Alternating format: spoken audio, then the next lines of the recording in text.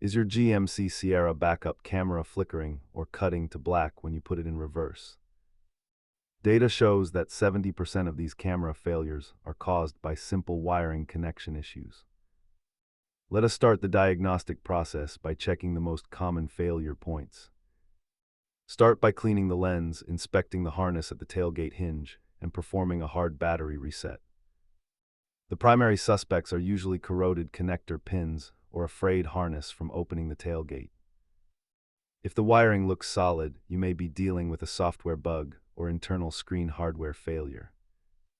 You can often fix contact issues yourself, but internal module failures usually require professional diagnostic tools. Repair costs vary wildly, starting from $0 for cleaning to several hundred for a full camera replacement.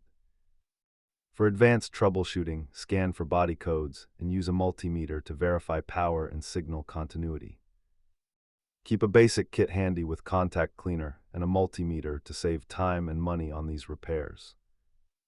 Remember, always verify your connections before spending money on expensive replacement parts.